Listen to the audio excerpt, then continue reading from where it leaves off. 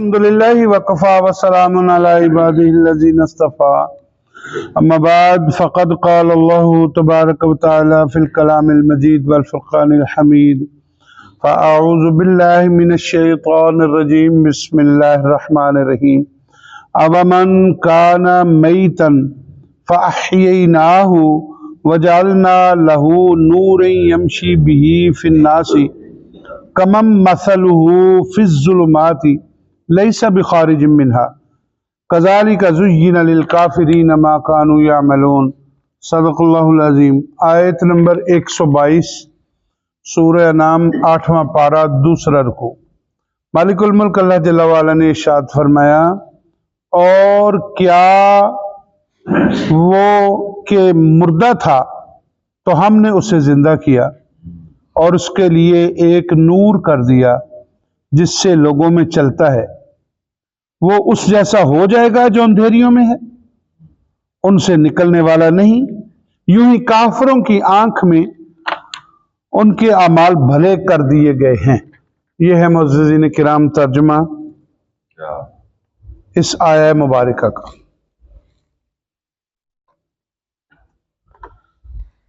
حضرت امیر حمزہ ابھی اسلام قبول نہیں کیا تو وہ شکار کے لیے تشریف لے کر گئے۔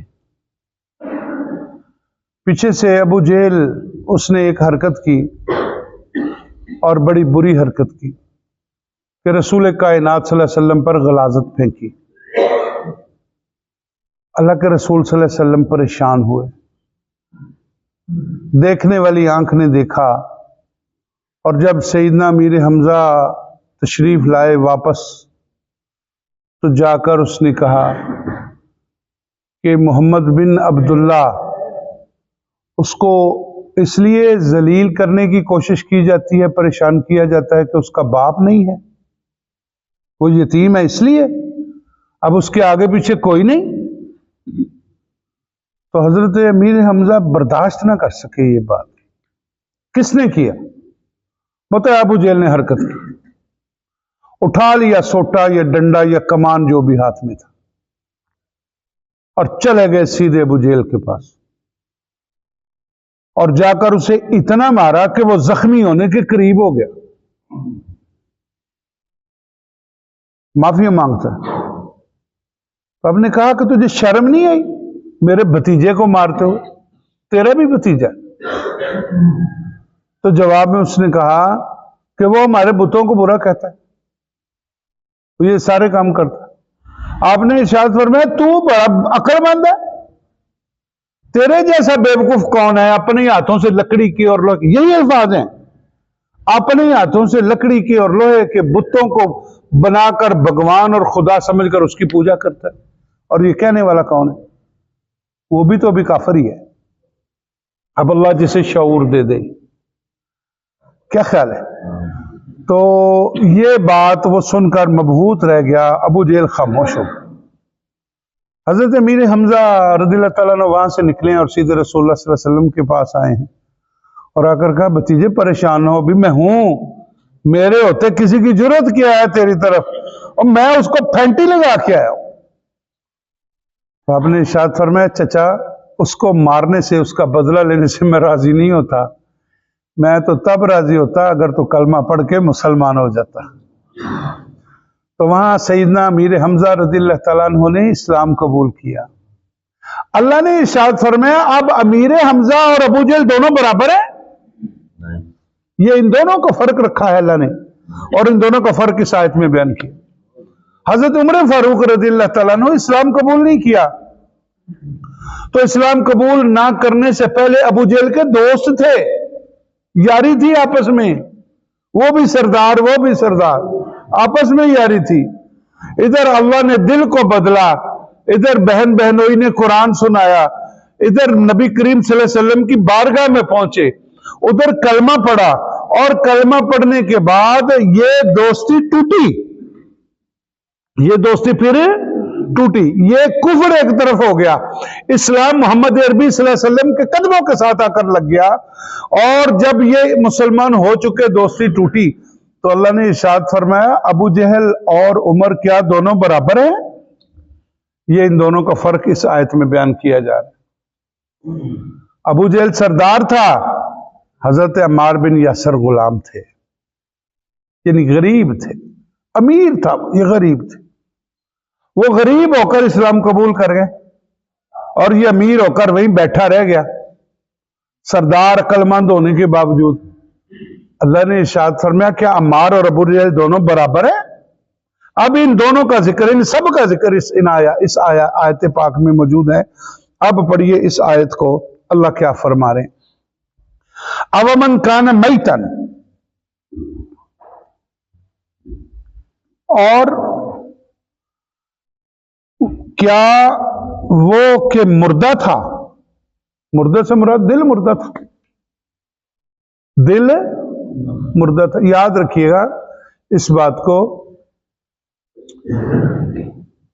جسم کی زندگی جان ہے، جسم کی زندگی، بولیے، جسم کی زندگی جان ہے، اور پھر اس سے اگلا جو سٹیپ شروع ہوتا ہے وہ جسم کی زندگی کا نہیں ہے، وہ روح کی زندگی کا ہے، اور روح کی زندگی ایمان ہے۔ جسم کی زندگی جان ہے، روح کی زندگی ایمان ہے، اور ایمان کی زندگی کیا ہے؟ جسم کی زندگی جان، روح کی زندگی ایمان، اور ایمان کی زندگی میرے رسول اللہ صلی اللہ علیہ وسلم کی غلامی ہے۔ اگر یہ ہے تو تیرا جسم بھی زندہ، تیری روح بھی زندہ۔ اگر غلامی رسول نہیں ہے تو نہ تیرا جسم زندہ ہے نہ تیری روح زندہ ہے۔ اللہ وحدہ لا شریک نے تو فرما دیا، کیا وہ مردہ نہیں تھا؟ مردہ ہی تھا نا، جس کے اندر ایمان ہی نہیں، حالانکہ چلتا پھرتا ہے۔ پہلے بھی ہم آیات پڑھ چکے ہیں، اللہ نے ارشاد فرمایا یہ مردے ہیں۔ جس کا دل مر گیا وہ تو مر گیا، اس کا تو کچھ نہ رہا، بظاہر چلتا پھرتا ہے، لیکن ایمان کی جان، ایمان کی زندگی جو ہے وہ میرے رسول کائنات صلی اللہ علیہ وسلم کی غلامی ہے۔ اس کو اپنے پاس رکھو، تیری زندگی بھی ہے، تیری جان بھی ہے، تیرا ایمان بھی ہے، تیرا سب کچھ ہے۔ اللہ نے ارشاد فرمایا اومن کان میتن، اور کیا کہ وہ مردہ تھا، فاحییناہ، تو ہم نے اسے زندہ کیا۔ کس کو زندہ کیا؟ سیدنا امیر حمزہ رضی اللہ تعالیٰ عنہ کو، سیدنا عمر فاروق رضی اللہ تعالیٰ عنہ، سیدنا عمار بن یاسر رضی اللہ تعالیٰ عنہ، سیدنا بلال حبشی رضی اللہ تعالیٰ عنہ، دیگر تمام صحابہ کرام رضوان اللہ اجمعین، خصوصی طور پر ان تینوں کا ذکر ہے یہاں۔ تو فاحییناہ، ہم نے اسے زندگی دی۔ کس نے زندگی دی بھائی؟ ابھی میں صبح، اللہ نے توفیق دی، اللہ کی توفیق سے معاملہ ہوتا ہے، تو نماز سے پہلے اٹھ کے 2 رکعت میں نے نماز پڑھی، تو میں نے اللہ سے دعا کی، میں نے کہا اللہ تو نہیں اٹھایا، کیا خیال ہے میں اپنی مرضی سے اٹھ سکتا ہوں؟ تہجد سے پہلے کو اٹھ سکتا ہے؟ فجر سے پہلے، فجر کے وقت؟ اچھا کوئی بندہ سو گیا ہے، سوتے سوتے اللہ موت دے دے، اٹھ سکتا ہے؟ نیند سے جگاتا ہی اللہ ہے۔ اللہ تو نے اٹھایا، تو نے بٹھایا، تو نے اس رستے پر لگایا، اور تو یہاں تک لے کے آیا۔ تو رب ہے، تو مالک ہے، پروردگار۔ تیرا احسان، اتنے احسانات تو نے ابھی کچھ نہ کرنے کے باوجود اتنے احسانات کر دی، اب مہربانی کرنا ہے۔ یہ جو سجدہ ہے نا، ہے ویسا نہیں جیسے تیرے ابو بکر صدیق، جیسے عمر کا، جیسے عثمان کا، جیسے تیرے سچے ویسا ہے نہیں، لیکن تو کر لے قبول، تو تیرا احسان ہے۔ یہ سب کام کرنے والا، کروانے والا کون ہے؟ فاحییناہ، وہ زندگی دیتا ہے، جسموں میں، روحوں میں تازگی بھرنے والا اللہ ہے، اس نے زندگی دی۔ فاحییناہ، پھر اس نے زندہ کیا، یعنی اس کا دل زندہ کیا، اس کے دل میں اسلام کی روح پھونکی، اس کے دل میں محمد عربی صلی اللہ علیہ وسلم کی محبت رکھی، سرکار کی سنت دے کر اس کی جسم اور روح کو تر و تازہ کر دیا۔ فاحییناہ وجعلنا لہ نورا یمشی بہ فی الناس، اور اس کے لیے ایک نور کر دیا جس سے لوگوں میں چلتا ہے۔ اللہ، یہ نور کمال ہے بھائی، چہروں کا نور اور ہے، دل کا نور اور ہے، روح کا نور اور ہے۔ پھر بندہ اگر بندہ بن جاتا ہے تو اللہ یہ سارے نور سٹیپ بائی سٹیپ اسے بخشتا ہے، اور وہ چلتا پھرتا نور پھر نظر آتا ہے۔ مجھے یہاں بات یاد آ گئی ہے کہ حضرت علامہ اقبال رحمۃ اللہ تعالی نے، ان کا ایک خادم تھا، ان کے ساتھ رہتا تھا وہیں ان کے گھر میں، وہ یہ واقعہ سناتا ہے کہ آدھی رات کا وقت ہے اور علامہ صاحب کی آواز آئی، میرے خیال شاید میں نے نام پڑھا تھا، رحمت علی شاید نام تھا ان کا، یا اگر کوئی اور نام ہو، میرے خیال میں رحمت علی ہے۔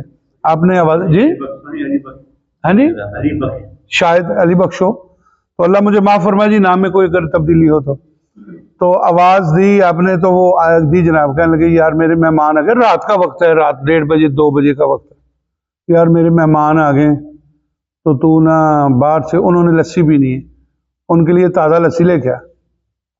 وہ کیا سوچے تو پڑ گیا، رات 2 بجے لسی کہاں سے ملے گی؟ تو کہنے لگا جی حضور میں کوشش کرتا ہوں۔ آپ نے فرمایا ٹھہر جا، برتن بھی تجھے میں دھو کے دیتا ہوں۔ آپ نے اسے برتن دیا، اس نے دروازہ کھولا اور سوچتا ہے کہ اس وقت کہاں سے لسی ملے گی، لیکن حیران ہو گیا کہ جیسے ہی میں گلی میں باہر آیا تو ایک کھوکھا تھا جو پہلے کبھی نہیں تھا، وہاں آج ایک کھوکھا ہے اور اس کھوکھے میں ایک بزرگ بیٹھا ہے، سفید داڑھی، آہا نور ہی نور ہے اس کے چہرے پہ، اور وہ لسی بنا رہا ہے، دہی کی دکان ہے۔ میں اس کے پاس چلا گیا اور میں نے جا کر کہا بابا جی لسی، کہنے لگے ہاں جی مل جائے گی، لسی تو دو۔ بابا جی نے لسی بنائی، لسی بنا کے برتن میں ڈالی، کہنے لگے جی کتنے پیسے؟ اور کہنے لگے پیسے کی ضرورت نہیں، اقبال نال ساڈا سلسلہ چلتا ہی رہتا، کھاتا چلتا رہتا۔ وہ کہنے لگے یہ بابا کون ہے یار، پہلے کبھی کھوکھا نہیں تھا، میں اس بابے کو جانتا نہیں ہوں، اس کا اقبال سے کھاتا بھی چلتا ہے؟ اچھا یہ تو اقبال کو بھی جانتا ہے۔ خیر کہتے میں پتہ کروں گا یہ بندہ ہے کون، کہاں سے آیا، اور یہاں دکان کس نے آ کر بنائی، اور سارا سلسلہ کیا ہوا۔ اب وہ لسی لے کر گھر آ گئے اور آ کر علامہ صاحب کو دی، علامہ صاحب لسی لے کر اندر چلے گئے، میں دیکھوں تو صحیح اندر ہے کون۔ آترا کہتے یار میں پہچان تو نہیں سکا، لیکن ایک شخص تھا، ایک مہمان تھا جو نور میں لپٹا ہوا تھا۔ کہاں؟ نور میں، اس کے چہرے کے گرد جیسے چاند رقص کر رہا، ایسی نور، ایسا نور، ایسی روشنی تھی۔ خیر تھوڑی دیر کے بعد میں نے محسوس کیا کہ مہمان جا رہے ہیں۔ اب مہمان واپس گئے، علامہ صاحب اٹھے، مہمان کو باہر دروازے تک چھوڑنے کے لیے جا رہے ہیں، تو میں نے کہا حضور آپ بیٹھے، میں چھوڑ آتا ہوں۔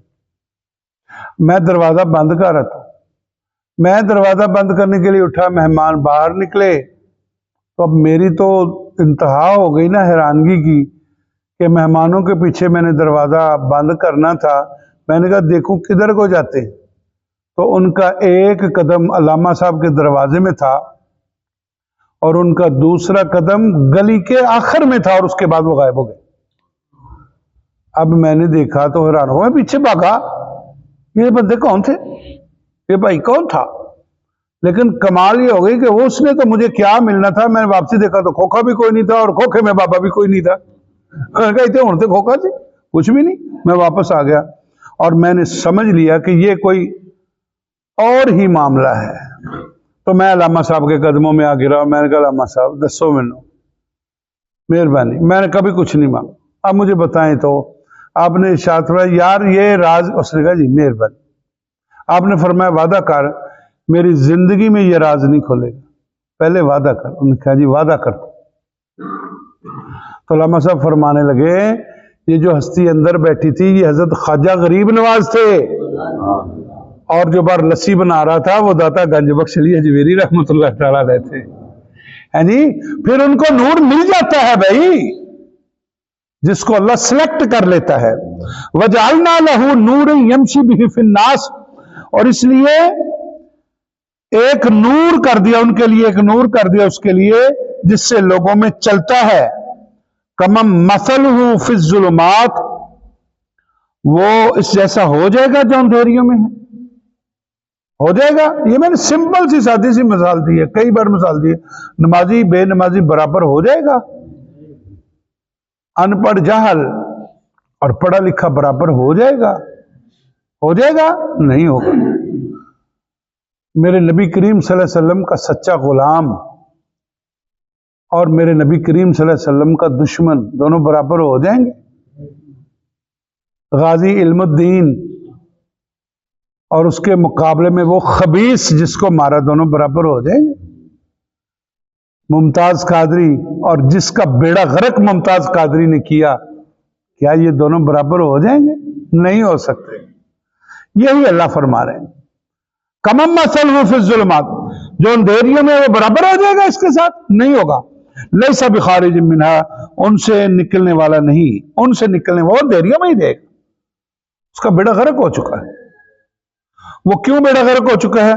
کذالک زین للکافرین، اللہ نے ان کو یہ ان کے اعمال جو ہیں وہ کذالک زین للکافرین ما کانوا یعملون، وہ یوں ہی کافروں کی آنکھ میں ان کے اعمال اللہ نے بھلے کر دیے ہیں، وہ یہ سمجھتے ہیں ہم جو کر رہے ہیں صحیح کر رہے ہیں۔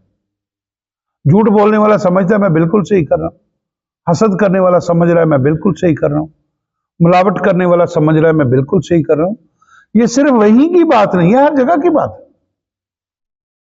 جو بندہ سود لے رہا ہے وہ کہہ رہا ہے میں بالکل ٹھیک کر رہا ہوں۔ جو بندہ ماں کے ساتھ زیادتی کر رہا ہے کہتا ہے یار میری بیوی میری ماں دونوں میری ہیں، میری مرضی، میں جو مرضی کروں کروں نہ کروں نہ کروں۔ آج یہ وقت نہیں آ گیا، لوگ کہتے ہیں میرے گھر کا معاملہ تو کون ہونا بولنا؟ آج آ نہیں گیا یہ وقت؟ اور میں اپنی بہن کو حصہ دوں نہ دوں، بہن میری، میں ادھر پر آتا ہوں کون تم ماما لگنا؟ ایسے نہیں ہو رہا۔ آج ایک بندے کو ایک بزرگ کے ساتھ زیادتی کرتے ہوئے دیکھو، اسے کو یار تو کیا کر رہا ہے اپنے ابے کے ساتھ؟ وہ کہتا ہے میں جانا میرا ابا جانا، تو کون ہے؟ چل اپنے گھر۔ آج وقت بدل نہیں گیا؟ اللہ نے ان کو ان کے اعمال اچھے کر کے دکھا دیے۔ جو کر رہے ہو تم صحیح کر رہے ہو، وہ یہ سمجھتا ہے میں صحیح کر رہا ہوں، حالانکہ وہ صحیح نہیں کر رہا۔ حسد کرنے والا صحیح کر رہا ہے، جھوٹ بولنے والا صحیح کر رہا ہے، رشوت لینے والا صحیح کر رہا ہے، مہنگائی کرنے والا صحیح کر رہا ہے۔ معززین کرام، کذالک زین للکافرین ما کانوا یعملون، اس لیے وہ کفار، اس لیے یہ منافقین، اس لیے وہ فاسقین، وہ سارے یہ سمجھتے ہیں کہ ہم جو کر رہے ہیں وہ بالکل صحیح کر رہے ہیں۔ ایسے ہی منافع کمایا جاتا ہے۔ خدا کی قسم منافع ایسے نہیں کمایا جاتا۔ منافع تب ہے جب اللہ اور اللہ کا رسول راضی ہو، یہ منافع ہے۔ اصل منافع یہ ہے اللہ اور اللہ کا رسول راضی ہو جائے، تو اللہ اور اللہ کے رسول کو راضی کرو بھائی، اللہ اور اللہ کے رسول کو راضی کرو۔ کیا میرے حسین کو منافع نظر نہیں آ رہا تھا؟ دنیا کا تخت نظر نہیں آ رہا تھا؟ بادشاہت نظر نہیں آ رہی تھی؟